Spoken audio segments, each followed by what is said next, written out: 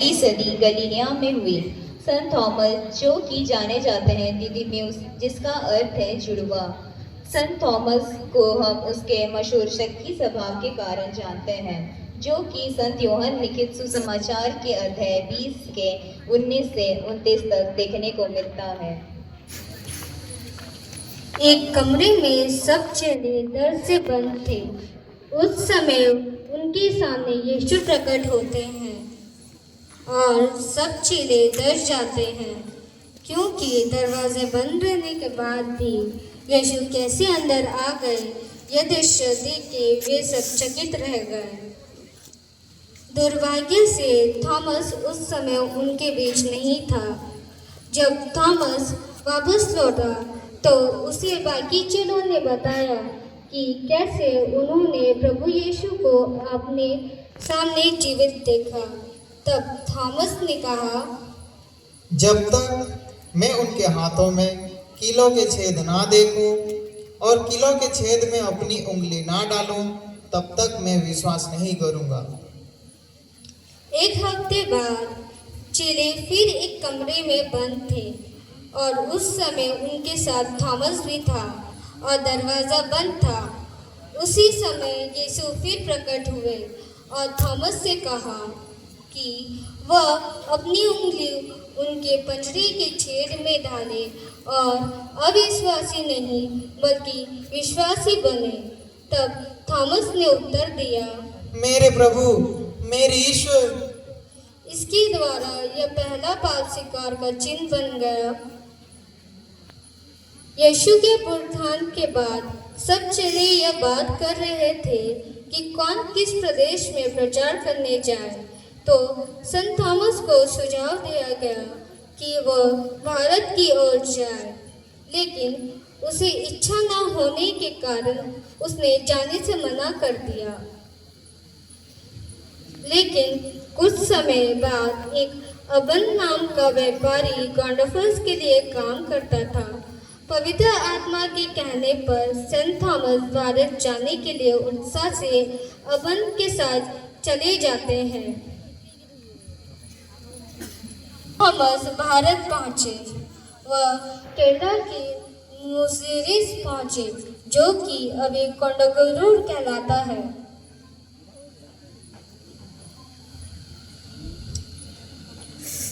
राजा गॉन्डोफलस ने Saint Thomas को अपने पास बुलाया और उससे पूछा कि वह किस काम में कौशलता रखता है। तब थॉमस ने कहा, मैं बढ़ाई और एक निर्माता हूँ। राजाओं के लिए महलों और कई चीजें बना लेता हूँ। यह सुनकर गॉन्डोफलस ने उसे एक महल बनाने को बोला।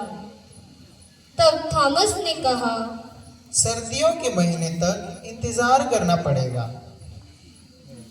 यह सुनकर गॉन्डोफलस ने बहुत सारा धन दिया और एक महीने तक उसका खाने का सामान प्रदान किया।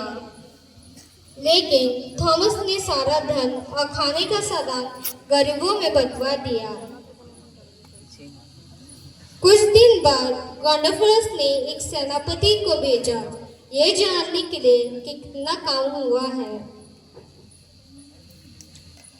थॉमस ने उससे कहा, छत को छोड़ सब बन ही गया है। इसके बाद गॉन्डोफलस ने उसे और धन प्रदान किया और इस धन को भी थॉमस ने धन्यवाद देते हुए गरीबों में बंटवा दिया। जब गॉन्डोफलस को यह बात पता चली तो उसने थॉमस को पूछा कि तूने ये क्यों किया। तो थॉमस ने कहा, ये महल आप अभी नहीं देख सकते। यह सुनकर गॉन्डोफलस ने उसे बंदीगृह में डलवा दिया। एक दिन गॉन्डोफलस का भाई युद्ध में घायल हो गया और उसकी मृत्यु हो गई। यह देखकर गॉन्डोफलस को बहुत दुख हुआ और थॉमस को याद किया और थॉमस को बुलाकर अपने भाई के लिए कुछ करने को बोला।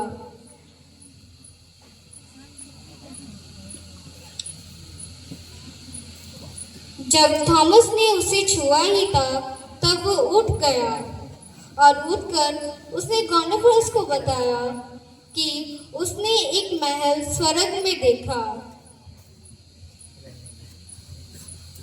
और स्वर्गदूत से यह अनुनय किया कि उसे एक रहने के लिए कमरा मिले, लेकिन स्वर्गदूत ने मना करते हुए कहा कि यह गॉर्डनफोर्स के नाम पर है। गॉर्डनफोर्स ने सोचा कि मेरा स्वर्ग में महल कैसे बना, तो उसके भाई ने बोला कि थॉमस आपके धन से गॉर्डनफोर्स से यह निवेदन किया कि वो अपने भाई के लिए आधा साम्राज्य प्रदान कर सकता है, तो स्वर्ग में एक महल क्यों नहीं बना सकता। तब गॉर्डनफोर्स को बुरा लगा और उसने थॉमस से माफी मांगी।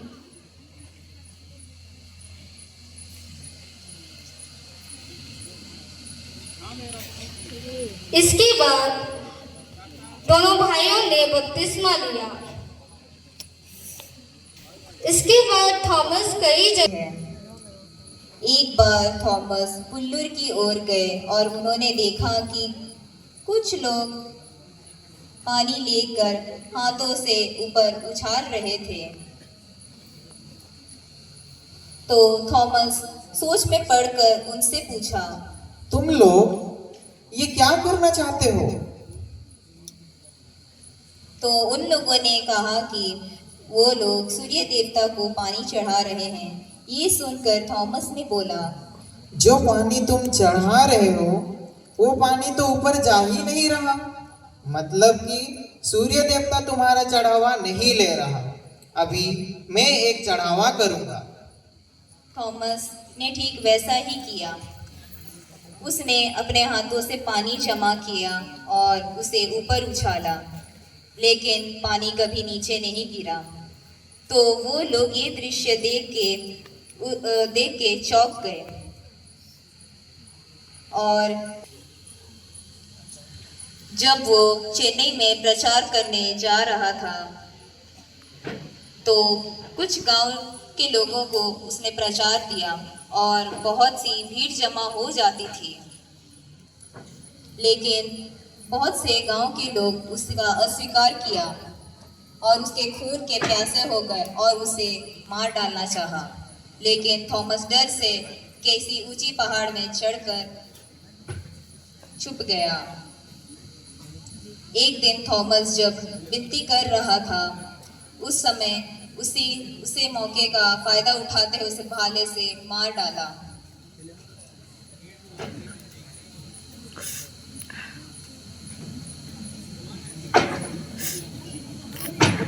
जो लोग संत थॉमस की बातों पे विश्वास किया करते थे, वो लोग उसे दफन करने के लिए अपने साथ ले गए।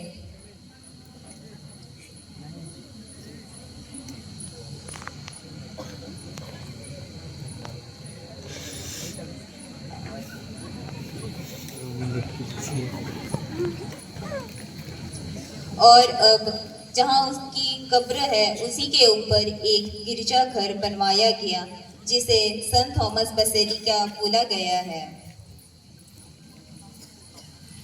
संत थॉमस के अनुपस्थिति के कारण उसने सुनने से शक हुआ, शक से उपस्थिति रहा, उपस्थिति से घाव को छुआ, छूने से विश्वास किया, विश्वास से सेवा कार्य किया। संत थॉमस हमारे लिए प्रार्थना कर।